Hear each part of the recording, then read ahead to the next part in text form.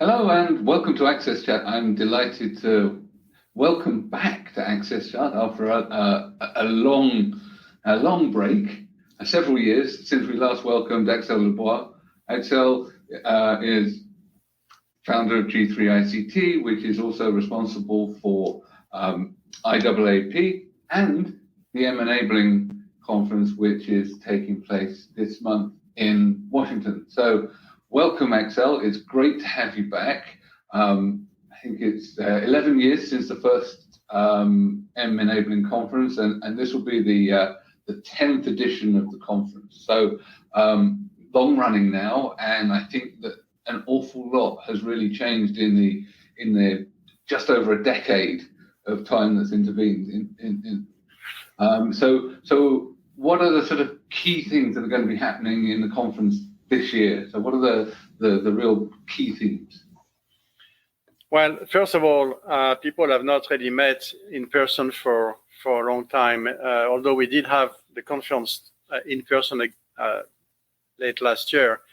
I think this year is getting back to normal in terms of size and the variety of speakers and attendees. So I think the first thing is people are getting back to meet each other. Stakeholders who need to interact are back. And it's really important because, as we all know, in matters of digital accessibility, you need all the parties involved to create solutions together. Persons with disabilities, companies who use technology providers, policymakers. Every single category of stakeholder is crucial to make progress. So that is our main attribute of the conference, is to be a neutral, friendly platform for everyone to meet and be productive in brainstorming new solutions and pushing the envelope, every year after year after year. Yeah. So one of the things I've really enjoyed about the conference when I've attended previously has been the fact that there've been a lot of decision makers and corporate strategists and policymakers at the conference, which is a somewhat different flavor from some of the other accessibility conferences that we go to, which are all about technical implementations and so on and so forth. So I think that I found it really useful to have those corridor conversations with people that are implementing policy in large organizations and really having those rich discussions about some of the challenges that we face actually doing this in the sort of complex world of organizations that are spread across hundreds of countries with many thousands of employees and multiple different types of technologies and so on and so forth. So the depth of the conversation and the sort of some of the topics, I think, are somewhat different from other conferences, and I think that's it's good that we have all types of conferences, but it's definitely, for me, I've found value in the attending and being part of those conversations with policymakers, and you've had chairman of the FCC along, so it's really a mix of practitioners and regulators and so on and so forth. So I think how do you that's a benefit, but how do you think the attitude towards regulation and sort of enterprise deployment of accessibility has changed over this decade?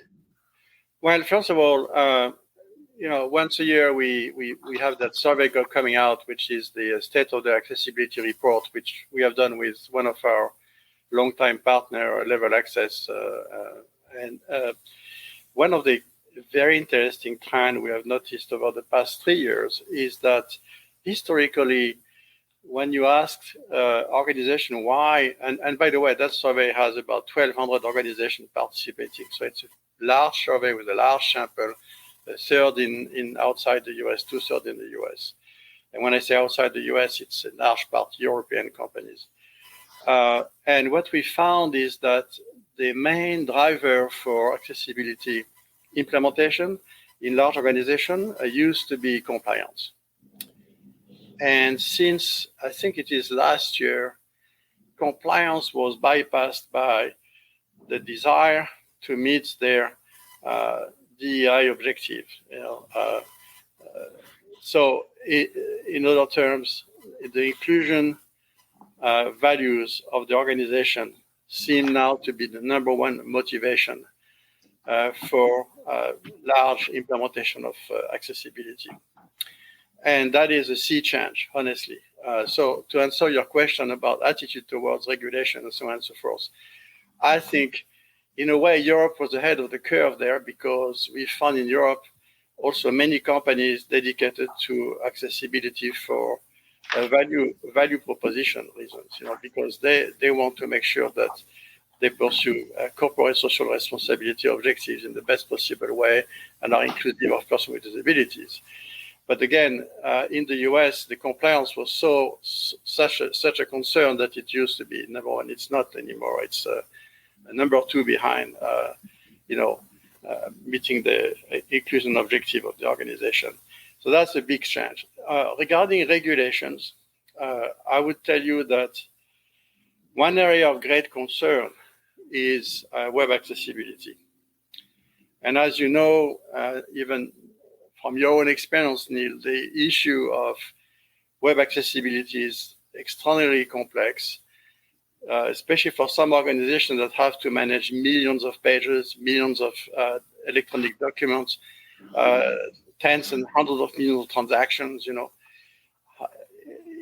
be 100%, to be honest, I don't think that anyone will pretend they are 100% accessible. There is always somewhere, somewhat, for some reason, a bug.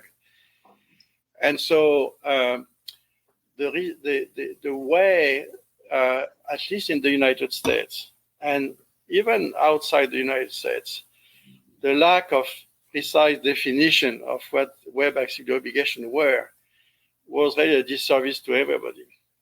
So you saw in the US settlements and legal disputes and everything around web accessibility. And fortunately enough, quite often it ends up being negotiated settlements and people commit to improve and so on and so forth. But it's still like, if you are like a head of compliance, to answer your question about attitude toward regulation, you really want to know what you have to do, and you need to know it very clearly. So the interesting thing is that last week, on September 29, Senator Duckworth and one of her colleagues in the House of Representatives in the US introduced a new legislation on web accessibility, which actually is a game changer if it were to move forward the way it's currently written. So, of course, at the summit, you can bet this will be an intense subject of conversation. But I would say in general, enterprise advocates, everybody is saying, hey, let's have a proper clarification of what it is and make sure that whatever legislation or regulation is implemented is realistic and actionable, because if it's not, then it's like you have done nothing. And for that, you also need feedback from everybody, from big users of internet and web services, folks who provide technology and remediation services, and of course, persons with disabilities. This is going to be a very, very interesting debate. And we are glad that it happened, we are just there when it comes out. So the summit will be the first venue where it will be discussed at length. Axel, welcome to the program. Welcome back again to the program. One thing, and Neil had written in the window, it was Senator Sarbanes, along with our wonderful Congresswoman.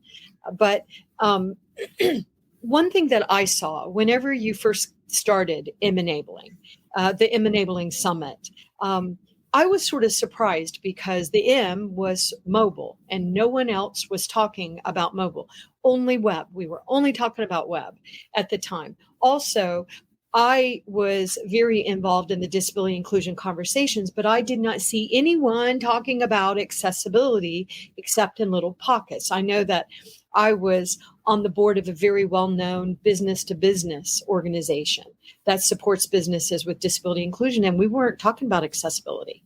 And I don't know how you do disability inclusion without accessibility. So That was another thing that you decided you were going to talk about. And then, just to make things even more boring, you were going to bring in the aging in place. Nobody else was talking. Nobody brought those two together. And then assistive technology, accommodations or adaptions.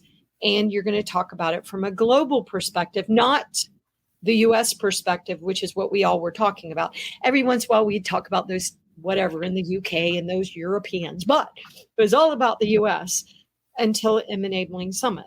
And it just changed everything. I remember that one of the first, I can't remember if I've been there all 10 years or not. I know I've missed one, but maybe I missed two. But you also brought the FCC in, the government into these conversations, but not just our FCC, which is our communications agency in the U.S., but you also brought in our Office of Disability, I forget the acronyms, our Department of Education, our OSERs. We have a lot of departments and government agencies that support people with disabilities, and somehow you brought them all together as well. Why? How did you know so much was going to happen? I mean, 10 years later, it seems like maybe you had a crystal ball or something. So I'm just curious. So, yeah, I mean, the history is as follows. It was in 2009, 2010, more or less, I think. We were going to many meetings around the world and in the US about accessibility and especially assistive technologies. But then we saw that the global mobile marketplace was growing exponentially, and that the sheer size of the mobile market would allow industry to invest far more in accessibility features in their operating systems. And we felt that the scale of the market would continue to drive application and services that otherwise would not be economically feasible. And more importantly, likely going to be helpful to everybody using a mobile phone or a mobile device, and therefore end up, having an incredible momentum that would then in turn help all persons with disabilities. So, for instance, text-to-speech, speech recognition, geolocalization, near-field communications, of course, camera and video communications, and so on, and on and on and on. And you know the whole, if you take your accessibility menu on a mobile phone, you have the whole history of the past 10 years right there in terms of what happened. Imagine that 10 years ago, 11 years ago, when we started the M-Enabling Summit, there was no such things. So we felt that having the M-Enabling Summit staged in Washington, where a lot of decision makers regarding accessibility are located, on the disability side, on the government side, on big corporations policymaker side, would be a good platform, a good venue to really start a very high level, executive level dialogue about accessibility and digital inclusion. But also, as we were looking at the trend in the industry, we felt that staging competition for accessibility would be the best possible advocacy strategy we could pursue. And so very quickly, and you will see this year, Apple is here giving a presentation the same way they did 11 years ago at the first summit. And you will find the same from Google and the same from Microsoft and so on and so forth. So you could see that suddenly, not only we recognize the merit of those innovators in big tech groups, but we put them on the stage so that each year they would come and say, hey, look at what I did this year, those new features and this and that, So I think we helped with that event a little bit put competition in the picture for accessibility. And this was, if you ask me what are you most proud of, I think that's our best achievement, was to leverage market forces to benefit persons with disabilities through competition for better accessibility. And that's when we started seeing the brands really stepping up too. I also want to shout out for AT&T, because Susan Mazarui was just there's so many people to shout out for. So I know that Antonio has a question. You go ahead, Axel. No, I was going to say Susan is a godmother for the. I love Susan. AT&T is blessed to have Susan. Go ahead, Antonio. No, Axel, you were mentioning Apple, Microsoft, and Google, but I was interested in knowing that if you look to the profile of the people that some of the companies were sending to enabling, the profile of the employees, the people that were going there. Have you noticed any change on their profiles? Are they more senior today than they were in the past? What nuances have you spotted there? Yeah, so we in the beginning had a lot of folks from the disability movement, government, and assistive technology and IT players. And we had companies that are mainstream companies using technology for their business. But I would say that last segment has grown tremendously in terms of proportion of who attend the summit. And we did a little exercise for our own kind of marketing thing. And there were about a third of the Fortune 500 companies that have, over the past 3 or 4 years, had delegates at Enabling Summit. So it tells you that large organizations that are involved in accessibility, they like to come to Enabling Summit because it's the mix of information and the peer-to-peer informal exchanges they need to actually better understand what's going on. And so we focus a lot of our programming on that segment of folks who are, like Neil, for instance, decision makers in very prominent large organizations that actually need to be connected with their peers to, discuss all kind of matters that are important for their implementation. And it's becoming almost like a second nature for us that everything we plan or we do, we try to do it within in our mind this type of audience. It's really important so that at least once a year there is a place to go to see what's going on. So I think that absolutely large organizations need to do this. So the other element that I think Antonio was alluding to was the elevation of the importance of the accessibility role within these organizations. Have you noticed that becoming more consistent? Obviously, we've had chief accessibility officers for Microsoft and IBM for a considerable amount of time, but now we have chief accessibility officers at country level, like with Canada, for example. Do you see that this is really a significant trend within the attendees? Yeah, I think you will see many more folks with even job titles, to just start with that simple example, that are chief accessibility officers, or sometimes you will find it's funny because if you go, it's very interesting exercise. You go to the website of Fortune 500 companies and check which one have web accessibility statements.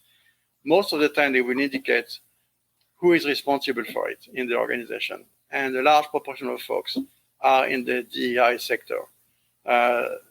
So it is really interesting that what I was explaining about the survey we do every year, that shows that inclusion objectives are more and more, a driver.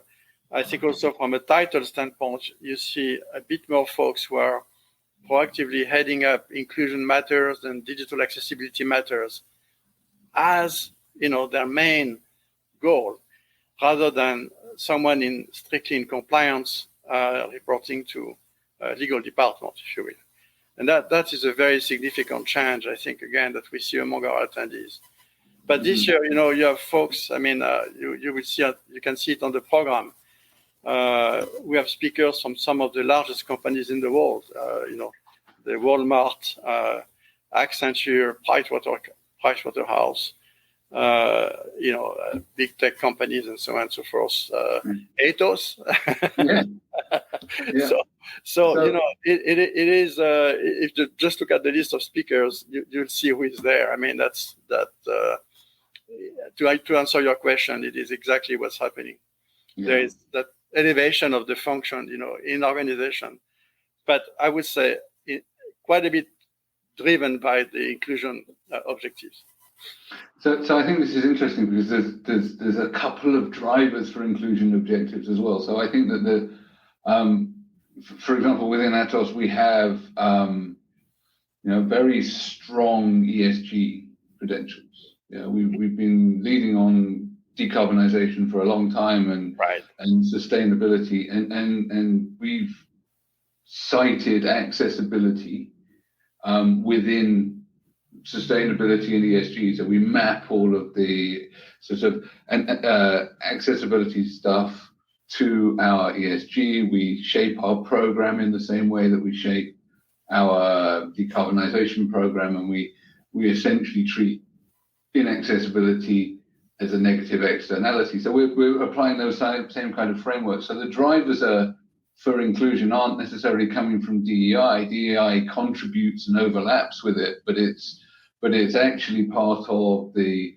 sort of non-financial reporting and sort of key drivers. And so those things, which also include, of course, working and influencing our supply chain and our procurement, because when you look at decarbonisation, there's 3 scopes, and we're taking those same 3 scopes when we address accessibility and the disability inclusion ecosystem. I think that when we look at analysts, and I think that was the one area we hadn't really talked about that attends also, and that I hope will be really engaged this year. The analysts are zoning in on ESG. You know, the Gartners, the Everest, the ISGs, and the Forresters, which influence business tremendously. Right. They are seeing that when it comes to sustainability, and ESG, it's the social that is really of interest to investors and people that are buying. So I think that there are a number of angles where inclusion agenda is being driven from the business that are not just compliance anymore. So it's interesting to see that sort of coming together of different forces that are all driving this forwards. No, I think you are way ahead of the curve, Neil, in describing what Ethos does, and that's the direction we are seeing globally. I mean, that's a terrific, actually, evolution. I think that companies see inclusion and accessibility as a core attribute they should cultivate and make sure they implement. It's encouraging. It really is.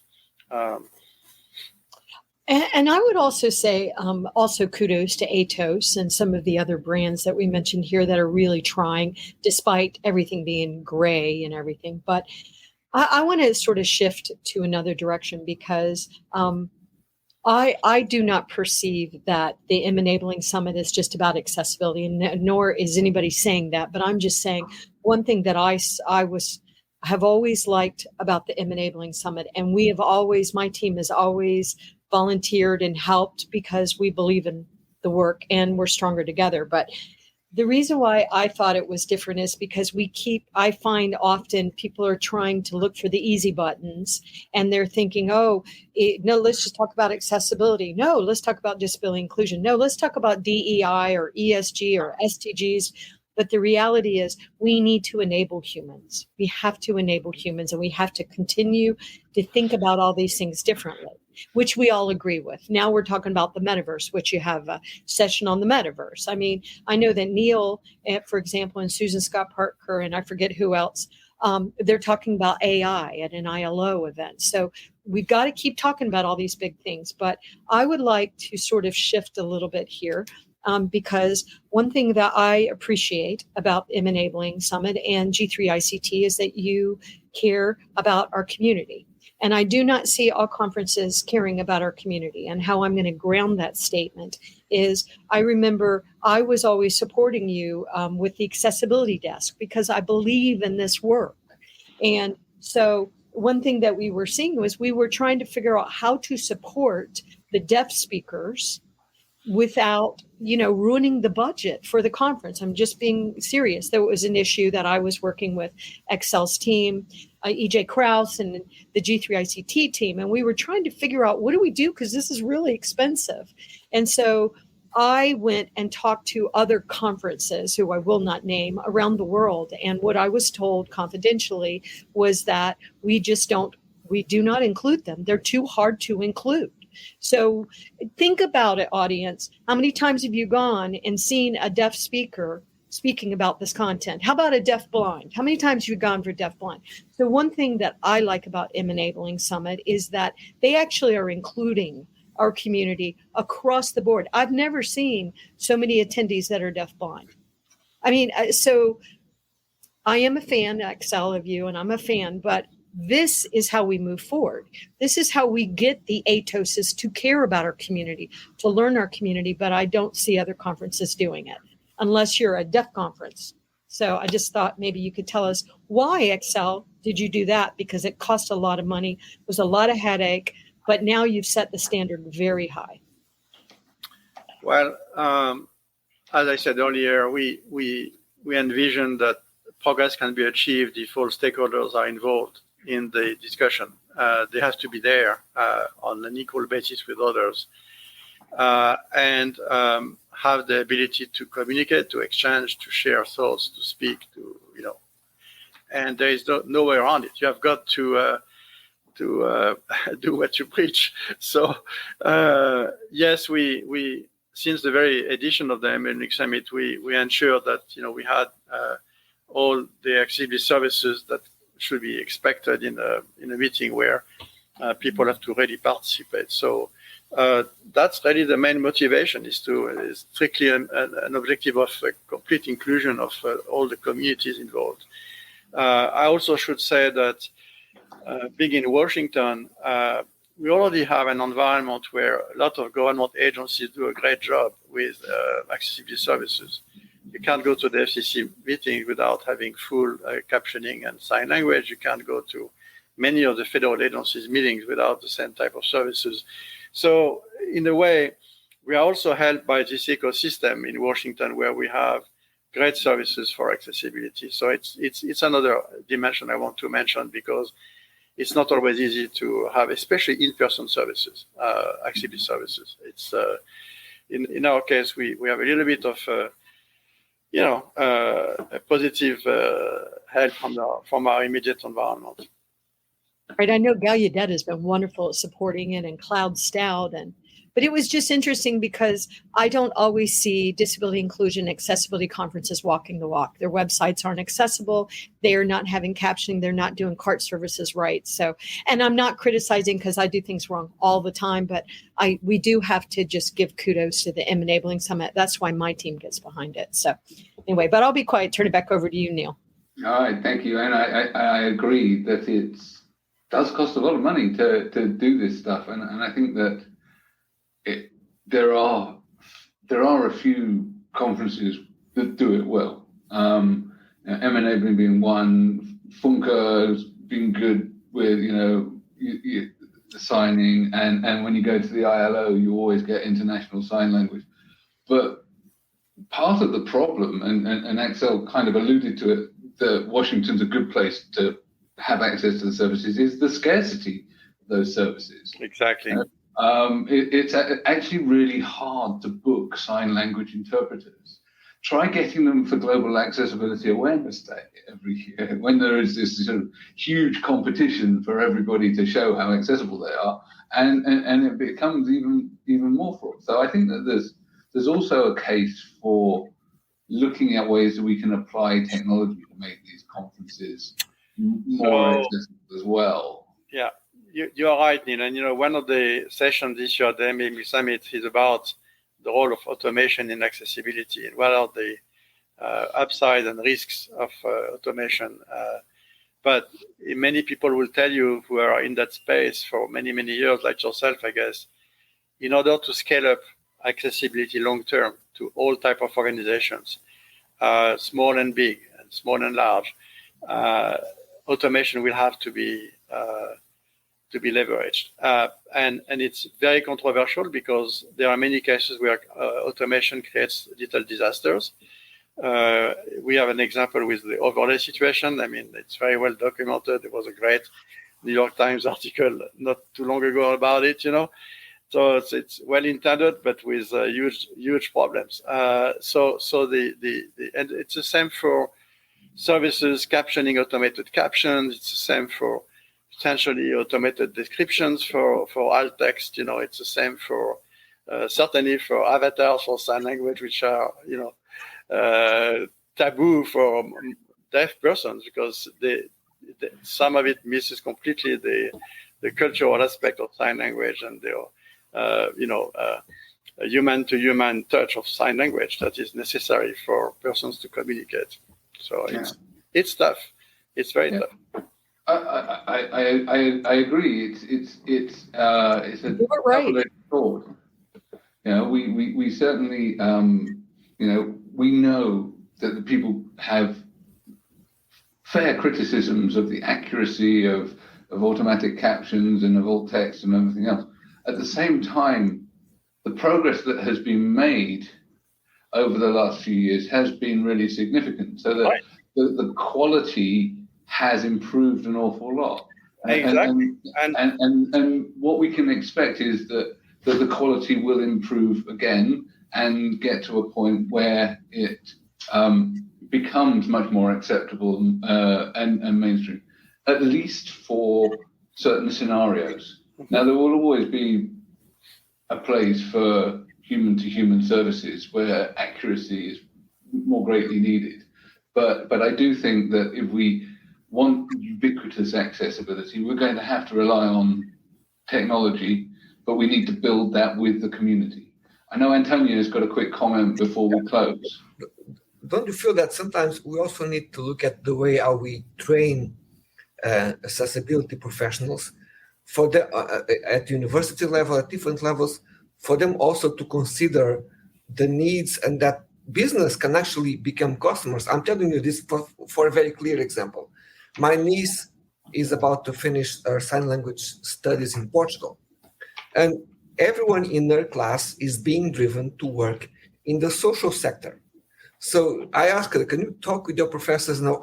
How would they relate if you were to work in a business to support business communication? Oh, no, they told me not even to go there. Don't you feel that we need to sometimes build these bridges and sometimes make these shifts? What's your view on that? You mean is your question related to academia in particular? No, the way how we in general educate accessibility professionals in different areas. Sometimes it can, in some countries, can be very focused to the social sector, to health, and delivering service to business is not really in the mind of those that educate. Right. So in fact, that's a great question. We, as you may know, we conduct what's called the DARE Index research periodically at G3ict. Last DARE Index was covering 137 countries, and we collect data from groups of persons with disabilities and experts in accessibility that gives us information on what's happening in their countries in terms of what's happening. And we divide that index with 20 variables, and there are 5 variables for commitment, 5 variables for capacity to implement, and 10 variables for actual outcome for persons with disabilities in different sectors in terms of accessibility. And in the capacity to implement, we ask the question about the availability of courses in accessibility in the country, either in universities or for professionals. And it's a problem. More than 2/3 of the countries have nothing.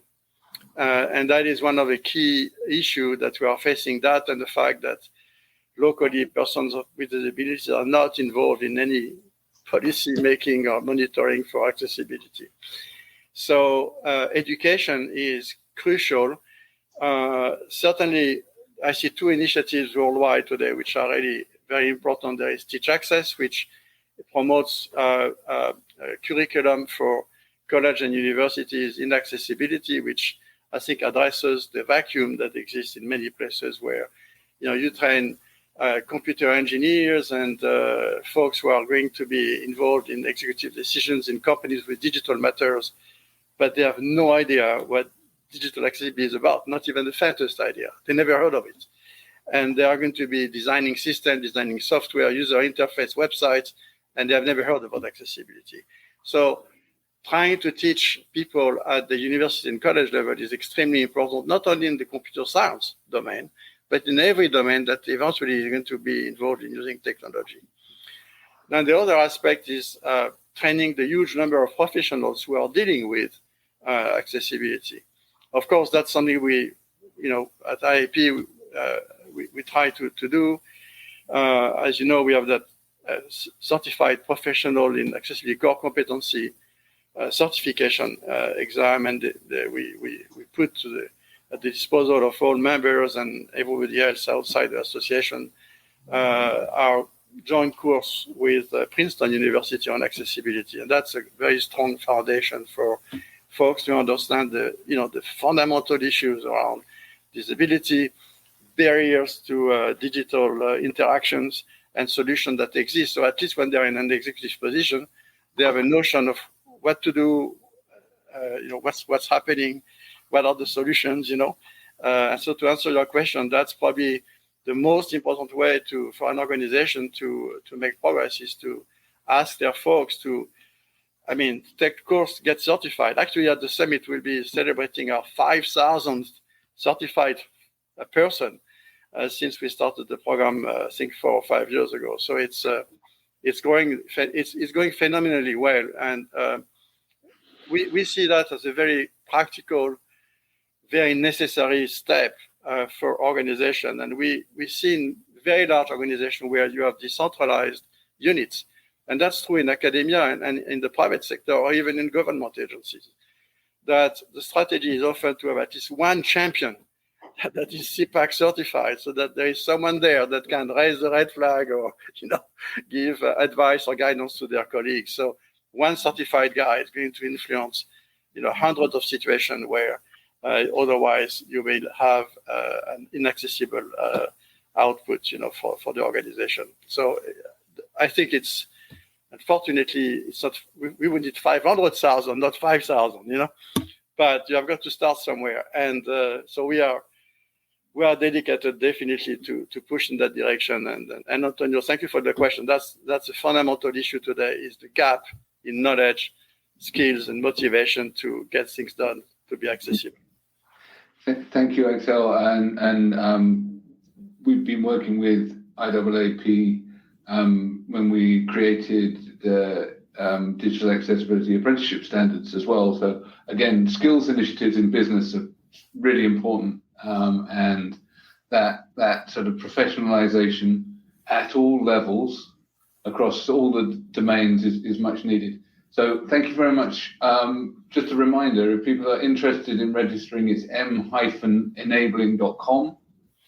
Need to thank my ClearText for keeping us captioned and accessible. And thank everybody for joining in the chat. Don't forget, the parent organization is G3ict.org. Thank you very much. And don't forget, if you wish to support us, you can support our GoFundMe campaign to keep us on air for another 8 years. Thank you. Thank you, Axel. Thank you, Neil. Thank you, Deborah. Thank you, Antonio, very much. Great to see you and great discussion. Thank you. I agree. Great discussion.